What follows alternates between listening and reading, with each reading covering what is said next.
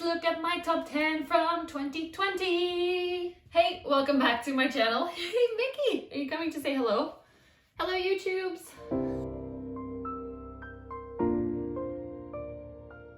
My name is Rose, and in this video, we're gonna look at exactly Mickey. We're gonna look at my top 10, which I've written down here, so I remember. My wish list from last year that I made at the end of 2019. And we're gonna see which plants I actually got this year in 2020 and which ones I haven't yet. If you wanna watch back the video that I made, you can find that here. Without further ado, let's start. At number 10, I had the Alocasia Malo, which I currently don't own yet. I do have quite a lot of Alocasias, but not that one. And some people have sent me a link to where it was for sale in a Dutch web shop, but I personally don't support that web shop. I don't think their practices are as they should be. Their plant quality, but also their customer service. And then there are some rumors about other things that are very not okay. So if you know what I'm talking about. But I decided not to buy that plant, even though it was on my wish list. So it might continue to be on my wish list for 2021. You will see that very soon. That video is going to be separate from this one. At number 9, I had Macodes petola, a jewel orchid, which I bought earlier in the year. I did an unboxing video of actually, but then I killed it. So recently I had a visit with Rogier at the Botanic Gardens, which you can find here, and he told us everything about how to take care of jewel orchids, how to make sure that they don't die the next time you have them. And he actually gave me a little cutting, a propagation that he had. So I own that one now again. And it's actually much bigger than the one I had. And now I kind of know how to take care of them. I can watch back that video anytime I need it. It is growing super cute fuzzy roots at the back here as well, which is amazing. And the new growth point seems to be going okay. There's new leaves forming. So that's super, super exciting. I'm so happy to own this. And that video actually also made me want to try more jewel orchids. So I kind of emptied out that terrarium that I had for it. I moved the Philodendron to a different place so that I have some space for possibly a few more different kinds of jewel orchids. At number 8, we have the Anthurium forgetii, which I really, really wanted and which I actually bought earlier this year as a tiny plant. It had 0 of all of those leaves. So this grew in my care, this other one grew in my care as well. And then I actually killed off a few leaves, which was very sad, but I had no idea what I was doing with Anthurium babies. I'm planning to make a separate video where I explain a little bit more about Anthurium care for seedlings and like small plants, because they are more cheap, but they are also a little bit more sensitive in my opinion. So finally, I figured it out what I did wrong, and I got this leaf with a closed sinus at the top here, which is what makes forgetii so special. It still looks a little bit not very nice, but that's okay. There is another one growing and I can't wait to see it open up and grow. I love Anthurium leaves because they come out so small and then they grow bigger and bigger and end up quite big often. So that's Alfonso the forgetii. Then at number 7, I had Anthurium metallicum, which I also bought from not the same seller as the forgetii, but in the same month. And that one actually grew quite a lot. The leaves have gotten really big, but recently it's gotten so big that it couldn't live in my terrarium over here anymore, and I had to move it upstairs in my tent. So I'm gonna take you with me and show you that from there. Oh, my little baby. Hello. We moved these sofas upstairs temporarily, and I think Maggie likes it. All the way down here in the tent is where metallicum Matt lives. You can maybe still see the first leaf that he grew in my care. It's very small and damaged, but then as time went on, the leaves became bigger and fatter as well. This was the latest one. Looking so good, so velvety. It's hard to show you, but I definitely think he likes it in the tent because he used to be very much facing towards the light and falling over, and now the leaves are turning upwards more, which is kind of cool. But yeah, he is beautiful. Everything I wanted and more. At number 6, I had a Alocasia micholitziana, or also known as Frydek, although the Frydek is the actual variegated version, which I don't own yet. I did get my hands on a really, really nice Frydek from Casa Botanica, from Angela, and this one, it's grown so much, it's amazing. It did also get spider mites, which they are known for to get them, but it's a really full plant. If you can see, there's actually a nice autumny leaf vibe here that's dying off. That's perfectly normal, it is fall, and not all plants live forever, as Daryl from the Houseplant Journal would say. They just die sometimes, that's okay. But yeah, it came out with, I think the first leaves that I got it with were about this size, and now the leaves have grown to this size. So that's insane. I love this so much. I named her Frida, after, of course, Frida Kahlo, and a nice alliteration with Frydek, even though it's not an actual Frydek. I'm like that sometimes. At number 5, we have a gloriosum, Philodendron gloriosum, which I don't own, and I kind of got off of, if that makes sense. I would still like to own one, and I might get a cutting from a friend who promised me. I feel a little bit guilty because his plant is not that big yet, and I kind of don't want him to cut it up. But it's a really nice offer, and I do want to try that.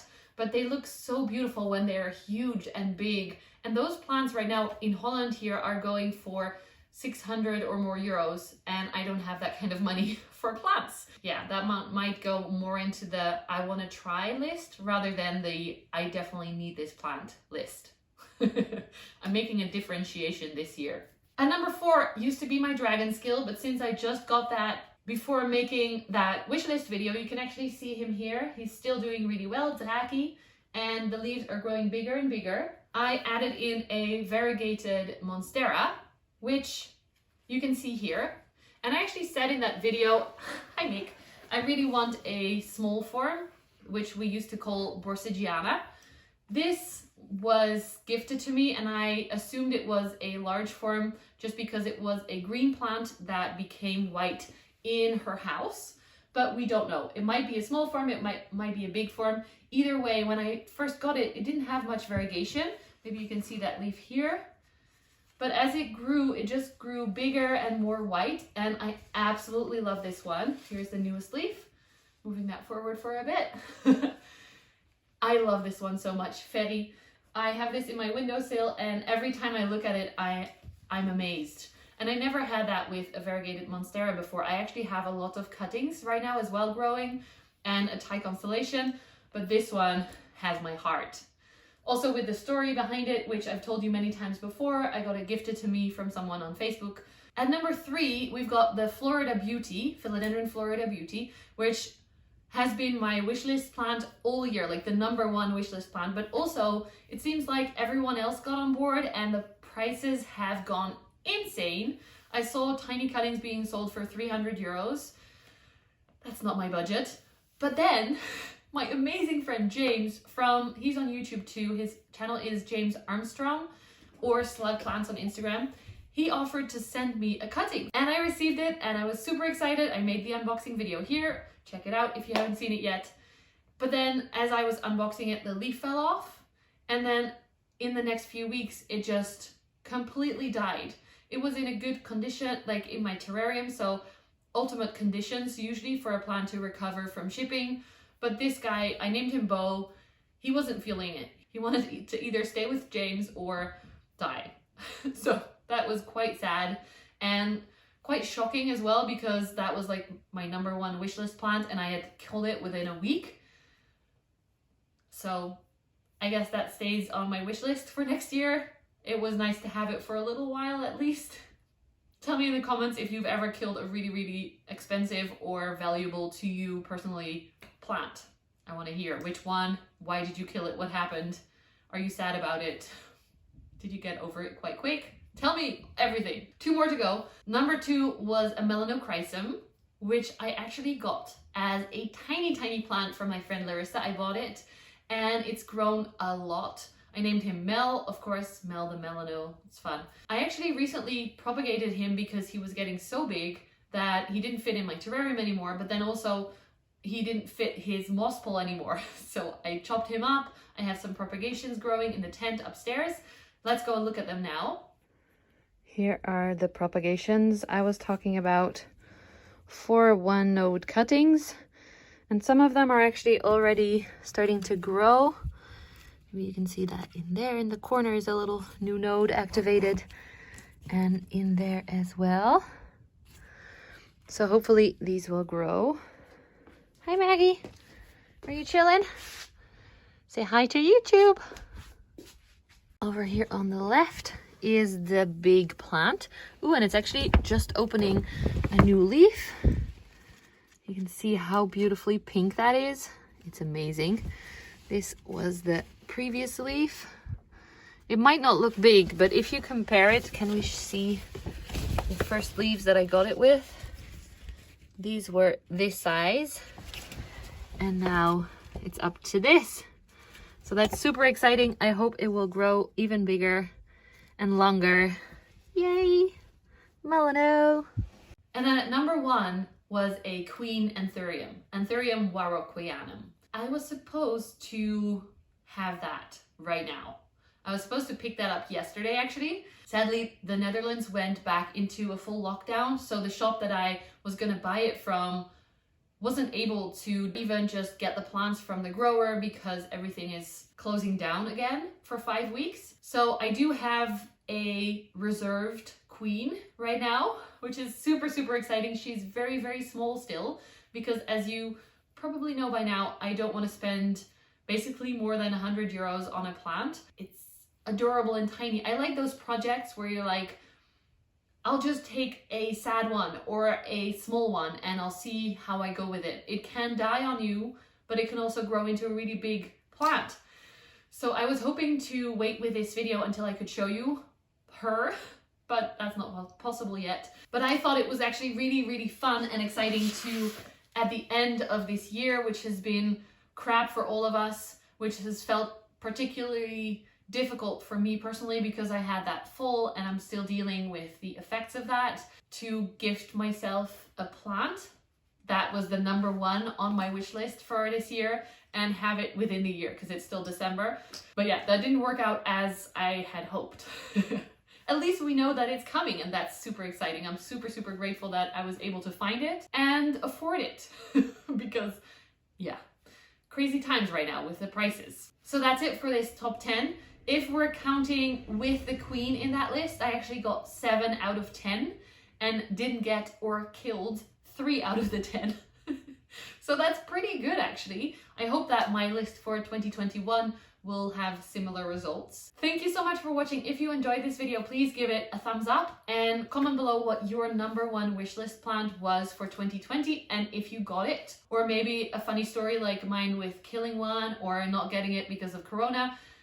Tell me in the comments. I would love to read. I always read all of the comments and I really, really enjoy them. If you haven't yet, please consider subscribing to my channel and I will hopefully see you very soon. I'm gonna try and post my top 10 wishlist video for 2021 before the year ends so that we can have some fun goals to work towards. But remember that it's not about just getting new plants. It's also about enjoying what you already have, whether it's really expensive rare plants or just really common philodendrons or whatever makes your heart sing. I have a fun Maranta up there. I hope you can see that.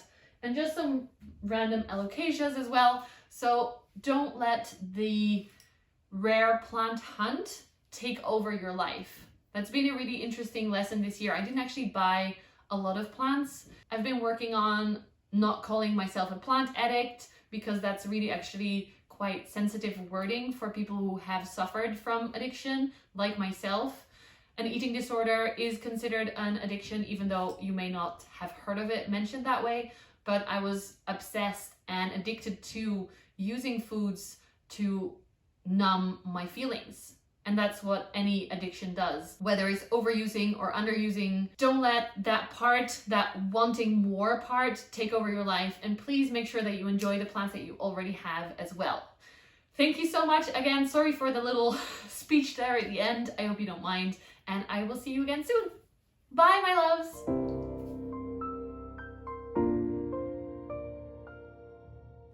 Let's look at my top 10 from 2020.